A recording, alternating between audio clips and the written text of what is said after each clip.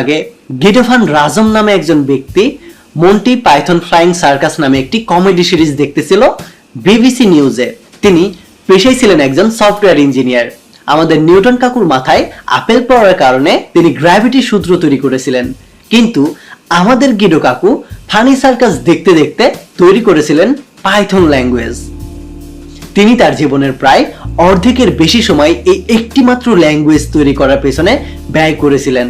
যখন পাইথন এতটা বেশি পপুলার ছিল না, তখন আমাদের গিডো কাকু গুগলে সফটওয়্যার ইঞ্জিনিয়ার হিসেবে জব করত। এই সময়ের মাঝে কি এমন হলো যে বর্তমানে প্রায় টপ 10টি প্রোগ্রামিং ল্যাঙ্গুয়েজের ভেতরে পাইথন কেনই বা থাকে এই লিস্টে সবার প্রথমে, এবং বর্তমান সময়ে কেনই বা পাইথনের এত জয় জয়কার? চলুন এই বিষয়টা নিয়ে আমরা আগে কথা বলি।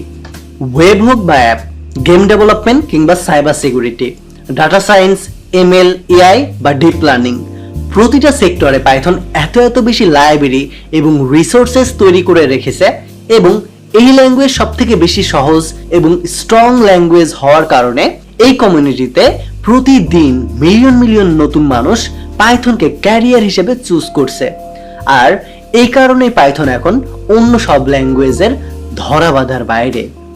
এই ভিডিওটার নিচে যদি আপনি যত খুশি তত কমেন্ট করেন এবং ভিডিওটা যদি শেয়ার করেন, তাহলে আমি সম্পূর্ণ বিনামূল্যে পাইথনের উপর বেসিক টু অ্যাডভান্স 101 দিনের সম্পূর্ণ বিনামূল্যে একটি কোর্স আপনাদের প্রোভাইড করব, যেখানে আপনি শূন্য থেকে শুরু করে 20টি প্রজেক্ট বিল্ড করতে পারবেন।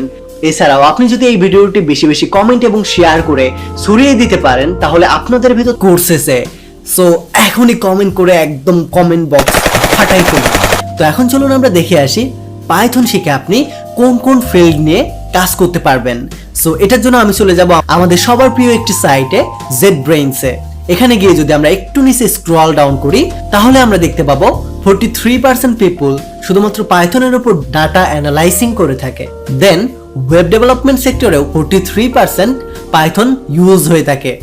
মেশিন লার্নিং বা আর্টিফিশিয়াল ইন্টেলিজেন্সের কাজে ব্যবহৃত হয় 39%। দেন সিস্টেম অ্যাডমিনিস্ট্রেশন বা অটোমেশন স্ক্রিপ্ট লেখার ক্ষেত্রেও 31% পিপল পাইথনকে রিকমেন্ড করে বা ব্যবহার করে থাকে, এবং 30% পিপল স্ক্র্যাপার বা ওয়েব পার্সার তৈরি করে থাকে পাইথন ল্যাঙ্গুয়েজ ইউজ করে।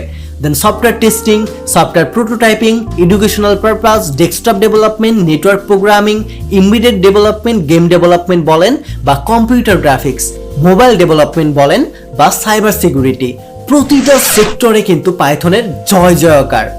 আর পাইথনের স্ট্রাকচার যেহেতু সব থেকে বেশি সহজ এবং ইজিয়েস্ট,